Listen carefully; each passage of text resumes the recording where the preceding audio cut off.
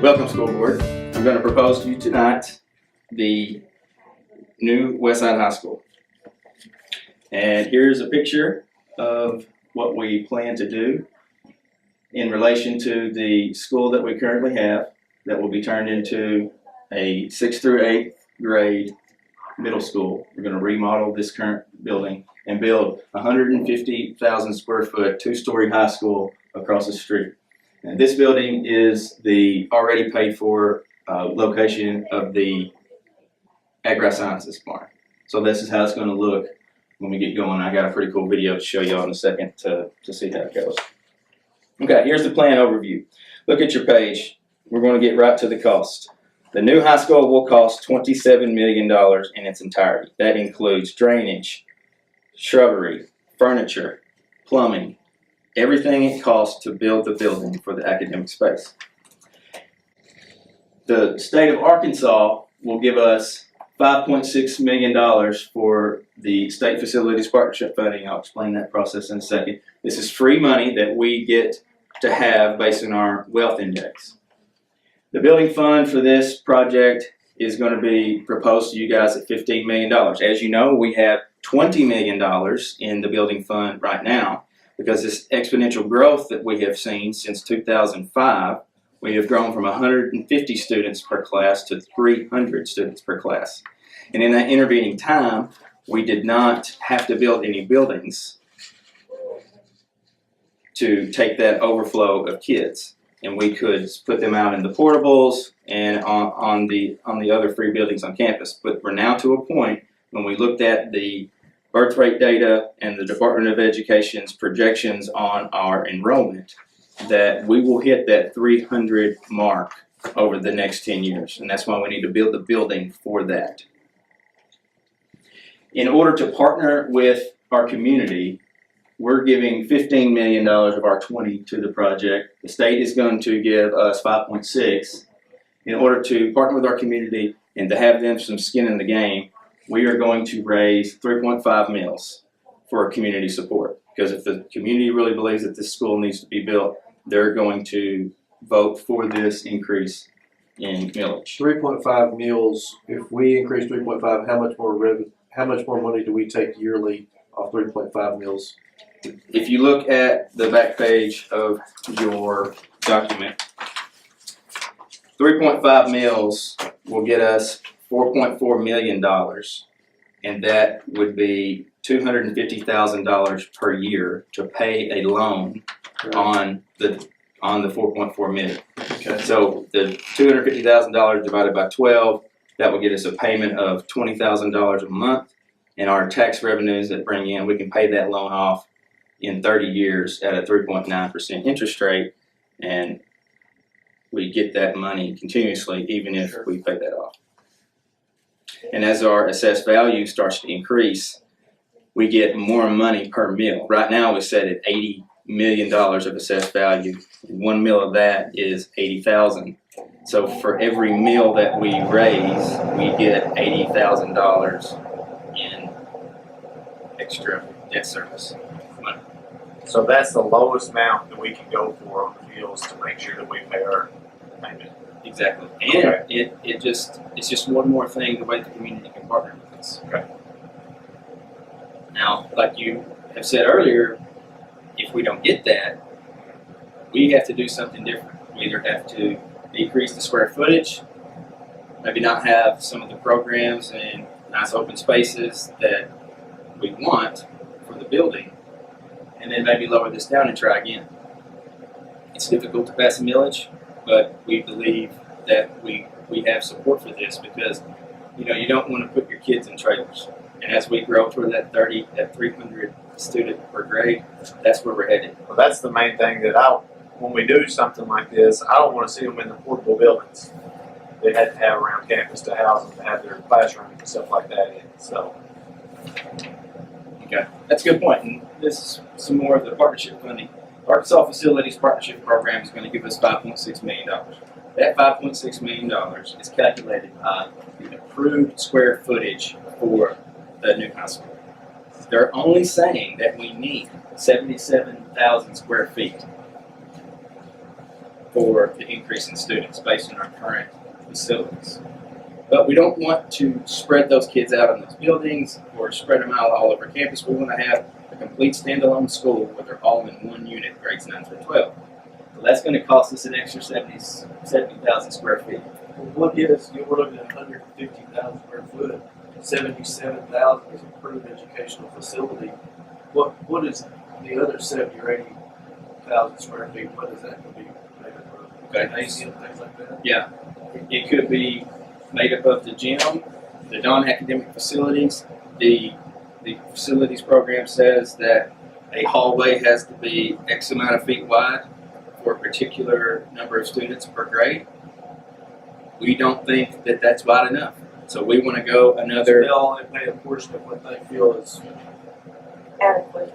adequate for the building that we want and the amount of kids.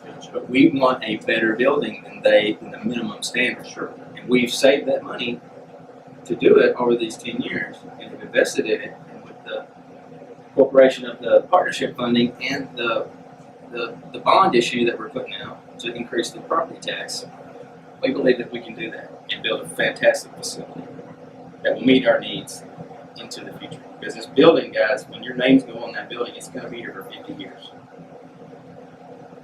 And that's what we've got to look forward to, 50 years worth of work. With the all the strides we've made in technology and everything, that's going to be the building, all the stuff you're saying that we need. It's going to be bigger and better, and they'll be able to meet what we need as far as stuff in it. Okay.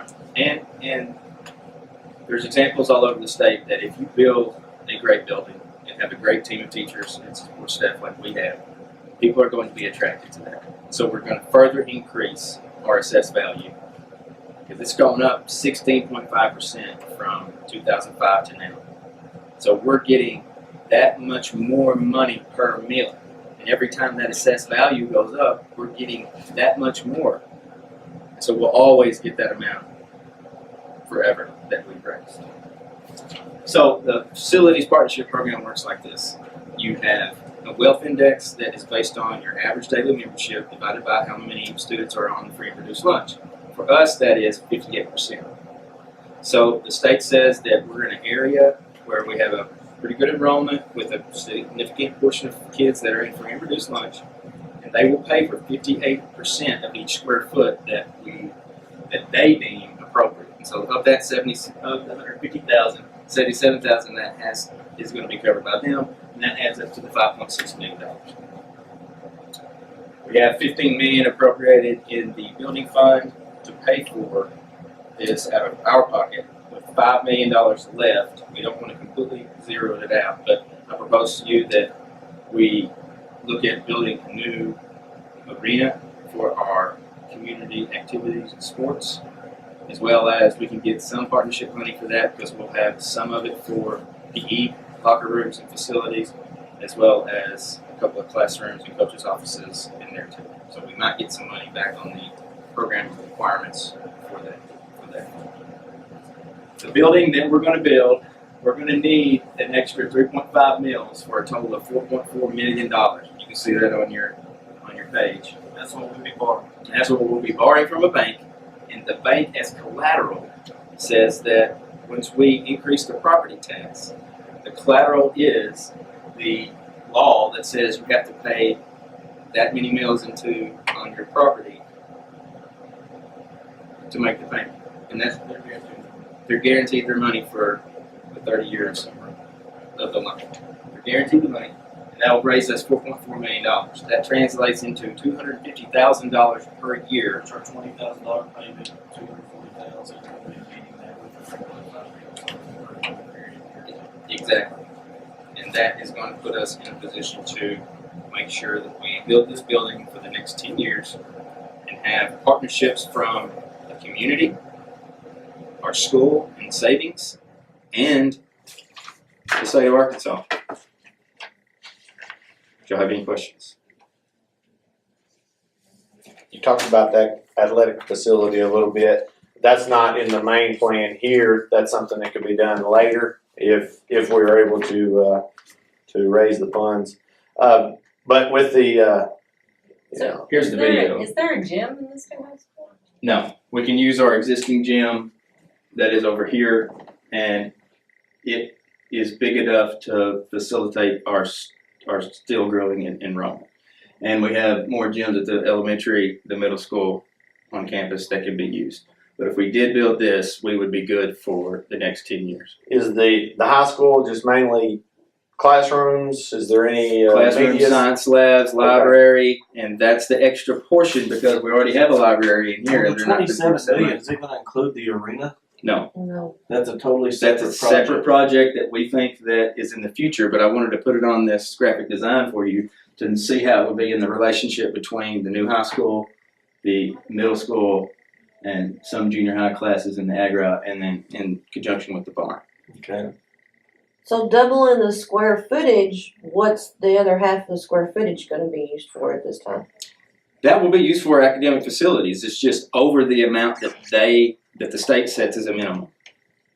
So instead of having an 850 square foot science lab that's required for the state, we want to have a 1,200 square foot science lab because we believe that the equipment and the high tech materials and equipment we're going to put in there will do better for our kids, and that's our choice as a community. I agree. And also for any growth that we might have, then we would already be ready for that. Absolutely. Okay. Here's a bird's eye view. I wouldn't wanna build a building that would be too small and two, 3, 4, 5 years down the road. Yeah. The on this here, you know, is the parking and stuff like that. Where is like the high school and the junior? You know, That's a great that would be top. 91 runs right here. So this is 91 coming off. The regular students that are going to go to the new middle school as it's remodeled will come in here and be dropped off and have faculty and student parking over here and parking for a fine arts center. So it won't be student parking because it's middle school, but the fine arts center will remain. Here we're going to have a road that's going to come through here. We're going to talk with the security director and see what type of road could be through here to have access to the other two buildings on campus in a back way. The highway department said that since our increased enrollment, they're not going to make us pay for this because of just the flow of the traffic is through there. They're going to do that. So that's off of us. So we're just going to ask them to make this easement and get us access to our new property as well as expand this a little bit and make a turning lane. So the traffic can flow through in the mornings. And then this will be parking back here. Okay. And then on this back side, there's a commons area that's open to the air, and all this will be glass in the back so you get that good sunlight in there. One more thing I forgot to talk about is the green certification for buildings. I looked into it, and it's going to leave it up to you. I don't want you to make a decision tonight about it, but the certification to have a green building that meets a certain standard is called LEED certified, LEED. It would cost 25% more to build our building in that capacity. And just from my experience, I do not believe the community would go for something like that when they could have 25% more of academic spaces. I agree. What would be some of the benefits as far as with that going with something like that? The green buildings, there's specific requirements on what type of carpets, because some type of carpets emit fumes, and some people are allergic to those. And when students are in that confined space and teachers, the air quality is affected, and so that's one of the downsides to not going green. But 25%, I'll leave it up to you. If you feel like that's what we need to do, we can cut down some of the building, decrease the size of our future building projects, and take more out of the building fund to do that. At this time, I don't feel that it would be, in the ideal world, that would be great to be able to do that. But I don't think at this time, with how much we're asking, that we can go 25% more. But you also have to think about teacher work quality. They come to school every day, they're having asthma.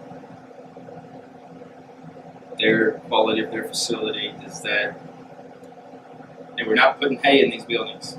Yeah. We're putting kids and adults. band, choir, and drama would walk. Band, choir, and drama would walk a significant portion over to the fun center. But gym, I mean, they're gonna have to walk to gym. Yes. To be able to walk through the campus though, they'd be able to walk through the, where they can walk through the junior high circle and on down. Junior high building. We could try our best to work with the architect to find out a way that they can get to there and come back. And since we are going to be on a block schedule, we're going to have a little bit more time. We're taking out 30 minutes a day of passing time. So we're not really losing that if they do have to make it 7 minutes instead of 5 minutes for the transition. Do you have any more questions? So there's absolutely no PE facility at all in that new one. Not in All the new PE classes. PE classes will be in the existing facility, in the gyms here, multi-purpose gym here, and then hopefully in this new arena. As we go.